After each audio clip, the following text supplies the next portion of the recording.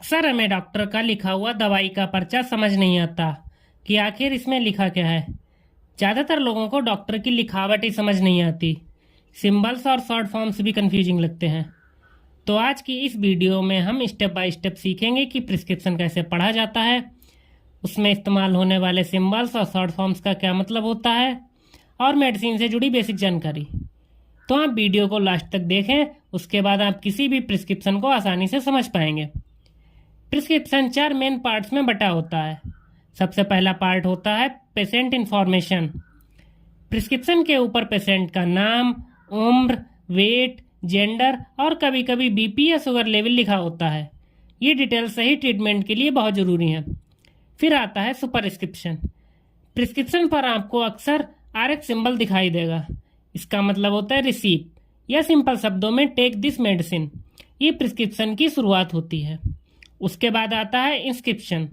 इस हिस्से में एक्चुअल मेडिसिन लिखी होती है, जैसे मेडिसिन का नाम, उसकी स्ट्रेंथ और डोसेज फॉर्म। और लास्ट में होता है सब्स्क्रिप्शन और सिग्नेचर।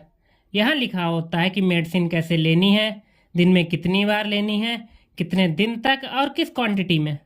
अंत में डॉक्टर का नाम, रजिस्ट्रेशन नंबर और सिग्नेचर होता है। प्रिस्क्रिप्शन में अक्सर शॉर्ट फॉर्म्स का बहुत इस्तेमाल होता है। इन्हें समझना बेहद ज़रूरी है। चलिए कुछ कॉमन शॉर्ट फॉर्म्स देखते हैं।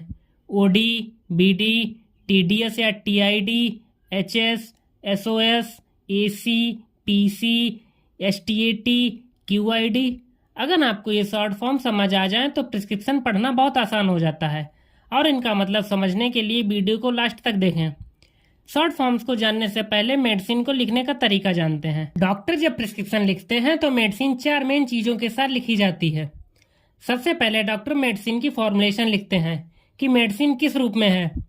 टैबलेट के लिए टीएबी, कैप्सूल के लिए सीएपी, सिरप के लिए एसवाईपी या इंजेक्शन के लिए आईएनजे। फिर डॉक्टर मेडिसिन का नेम लिखते हैं।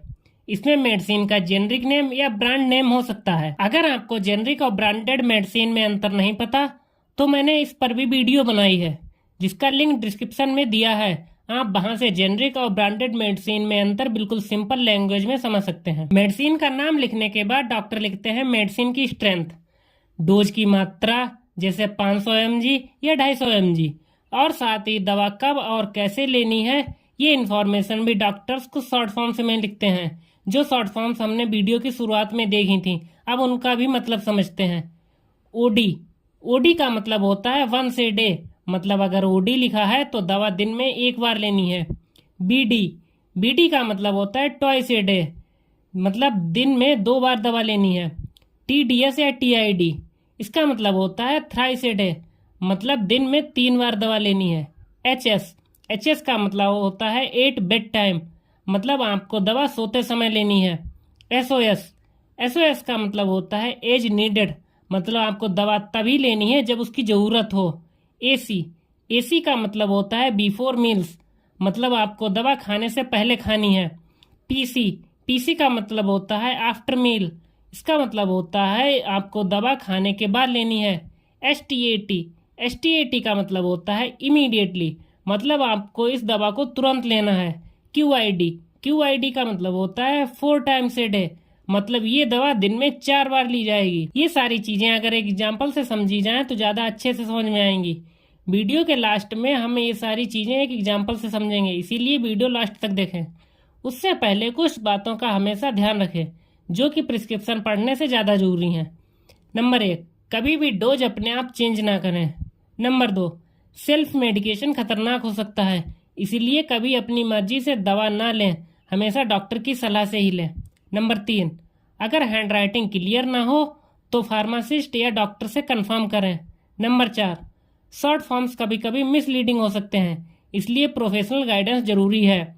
नंबर 5, हर पेशेंट की दवा अलग होती है, इसीलिए किसी और की दवा खुद पर ट्राई ना करें। चलिए अब एक सैंपल लेकर प्रिस्क्रिप्शन को पढ़ना सीखते हैं। पहली मेडिसिन है पैरासीटामोल। जिस तरह से ये लिखी गई है इसका मतलब है पैरासीटामोल 500 mg की टैबलेट दिन में 2 बार खाने के बाद लेनी है। अब दूसरी मेडिसिन है एस्कोरिल सिरप। इसका मतलब है एस्कोरिल सिरप 5 ml की डोज दिन में 3 बार टोटल 7 दिन तक पीना है। इस तरह प्रिस्क्रिप्शन पढ़कर आप आसानी से समझ सकते हैं कि कौन सी दवा कब और कितनी लेनी है। तो अब आपने सीखा कि प्रिस्क्रिप्शन कैसे पढ़ा जाता है। पेशेंट डिटेल से लेकर शॉर्ट फॉर्म्स, मेडिसिन्स और इंस्ट्रक्शन हर स्टेप समझना जरूरी है। प्रिस्क्रिप्शन सिर्फ डॉक्टर और फार्मासिस्ट के लिए नहीं बल्कि पेशेंट्स के लिए भी क्लियर होना चाहिए ताकि दवाएं सही तरीके से ली जा सकें। अब आप बताइए, क्या आपको डॉक्टर की हैंडराइटिंग समझ आती है? कमेंट में जरूर बताएं। और वीडियो हेल्पफुल लगी हो तो इसे लाइक करें, शेयर करें और चैनल को सब्सक्राइब करना ना भूलें।